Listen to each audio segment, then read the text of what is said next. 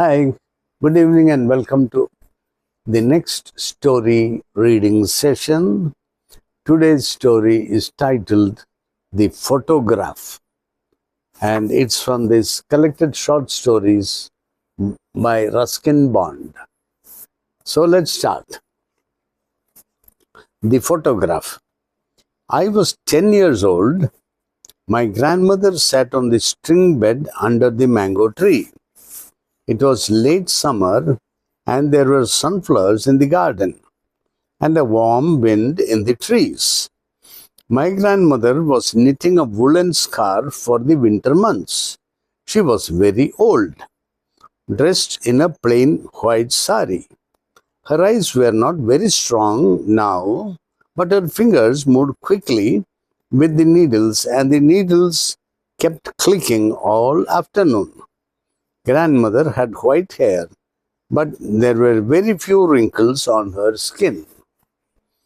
Now, this entire thing is based in India, and this is clearly in North India because the grandmother is knitting wool, a woolen scarf. So, in North India, it becomes very cold in winter, and so they have traditionally they have always had knitting, that those long needles and woolen thread. They'll roll it in balls and it'll be there, and usually the grandmother, whoever, can knit. It's a particular technique and it's a skill. So as you do it, you knit and you purl, and you knit and you purl. So you do it this way, you do it that way. So that way there'll be a design on your sweater or shawl or whatever you are knitting. And you can have the product, whatever you are knitting, according to your dimension. You want it 10 inches wide for a shawl, or you want it as a sweater to drape it over your back. So you'll have it long, and at that place you will cut it and then make it into an armhole and maybe a sleeve. And the women are experts. They are very skilled in it. So that is knitting, and knitting woolen thread into woolen garments has always been a very good skill for the people in the north of India. Even my mother used to knit woolen garments. Though we are from the south, she learned how to knit, and it is a very therapeutic, very calming session. Yeah, you have a lot of hassle in the running the house. There's the maid servant, there's the water, there's not something breaks down. Everything is now finished and cleaned up, and my God. So I want peace of mind. So the woman, the housewife, will take the bag with the bundle of wool string and the needles. There are two needles, and there is a special purpose other needle with curved and all that. Sit down and bliss for an hour or two, because while that thing is going on, attention is on the needle. They don't have to know how to do it, because once you get the hang of it, the fingers, the needles will do clickety-clack, clickety-clack, clickety-clack, and automatically it will come. It is a thing which doesn't strain your mind or your eyes or your feelings, anything. It's relaxing, very therapeutic. I tell you, you should learn knitting sometime, woolen knitting. This knitting, not stitching, tailoring. It's not tailoring. It is knitting where you take thread and you knit. There is a different type of thing also where you have very fine thread, like the sewing thread, and you have a different kind of needle with a hook at the end, and that is called crochet. So crochet knitting is a different thing. It's also something very therapeutic, but not so peaceful as this one. Woolen knitting is the best. So go on.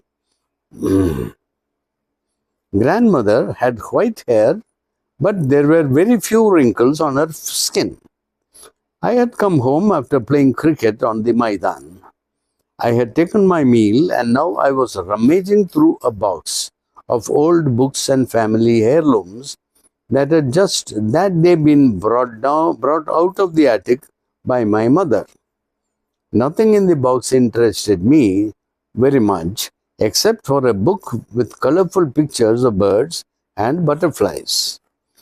I was going through the book, looking at the pictures, when I found a small photograph between the pages.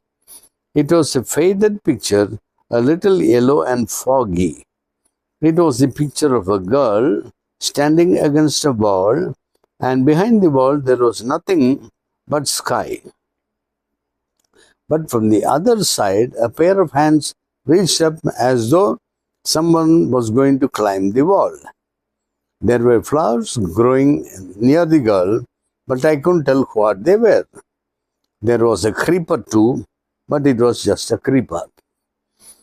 I ran out into the garden. Granny, I shouted, look at what I found. Look at this picture.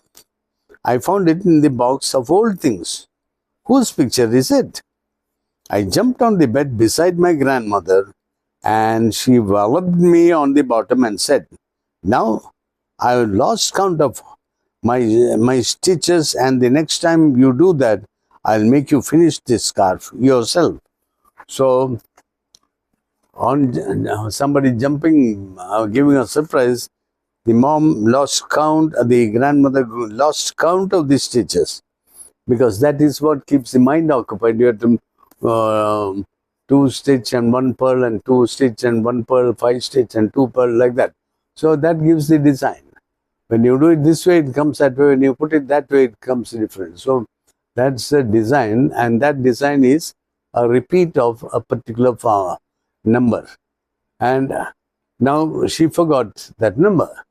So she whacked this person. Who is this? Is a boy or girl? I don't know. It must be a boy.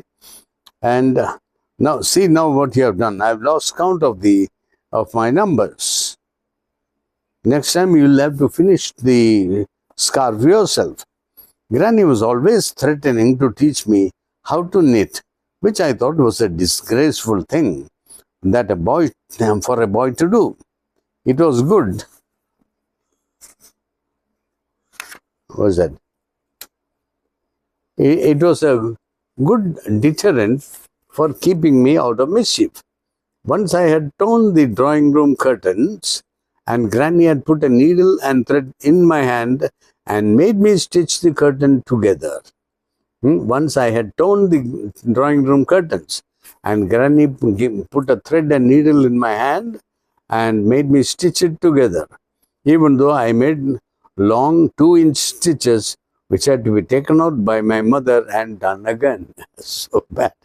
So sad. She took the photograph of my hand and we both stared at it for quite a long time. The girl had long, loose hair, and she wore a long dress that nearly covered her ankles, and sleeves that reached her wrists. And there were a lot of bangles on her hands. But despite all this drapery, the girl appeared to be full of freedom and movement. She stood with her legs apart and her hands on her hips and had a wide, almost devilish smile on her face. Wow! Whose picture is it? I asked. A little girl's, of course, said grandmother. Can't you tell? Yes, but did you know the girl? I asked. Yes, I knew her, said Granny. But she was a very wicked girl, and I shouldn't tell you about her. But I'll tell you about the photograph. It was taken in your grandfather's house about 60 years ago. And that's a garden wall, and over the wall there was a road going to town. Whose hands are they? I asked, coming up from the other side. Grandmother squinted and looked closely at the picture and shook her head. It's the first time I've noticed, she said. They must have been the sweeper boys, or maybe They were your grandfather's. They don't look like grandfather's hands, I said. His hands are all bony. Yes, but this was 60 years ago, Granny said. Didn't he climb up the wall after the photo? No, nobody climbed up. At least I don't remember. And you remember well, Granny? Yes, I remember. I remember what is not in the photograph. It was a spring day and there was a cool breeze blowing. Nothing like this.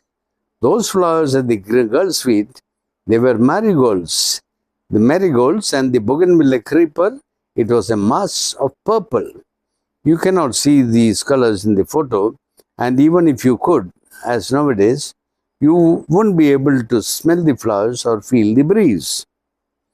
And what about the girl? I said, tell me about the girl. Yes, she was a wicked girl, said Granny. You don't know the trouble they had getting her into those fine clothes she is wearing. I think they are terrible clothes, I said. So did she. Most of the time, she hardly wore a thing. She used to go swimming in a muddy pool with a lot of ruffianly boys, and ride on the backs of buffaloes. No boy ever teased her, though, because she could kick and scratch and pull his hair out. She looks like it too, I said. You can tell by the way she is smiling. At any moment, something's going to happen. Oh, something did happen, said Granny. Her mother wouldn't let her take off the clothes afterwards. So she went swimming in them and lay for half an hour in the mud. I laughed heartily and grandmother laughed too. Who was the girl? I said. You must tell me who she was. No, that won't do, said grandmother, but I pretended I didn't know. I knew because grandmother still smiled in the same way, even though she didn't have as many teeth. Come on, Granny, I said, tell me. But grandmother shook her head and carried on with the knitting. And I held the photograph in my hand, looking from it to my grandmother and back again, trying to find points in common between the old lady and the little pig-tailed girl. A lemon-colored butterfly settled on the end of grandmother's knitting needle and stayed there while the needles clicked away. I made a grab at the butterfly, and it flew off in a dipping flight and settled on a sunflower. I wonder whose hands they were, whispered grandmother to herself, with her head bowed and her needles clicking away in the soft, warm silence of that summer afternoon. That is grandmother's secret. That's a nice little tale. Very nice. So, that very short it is. I think I'll read one more.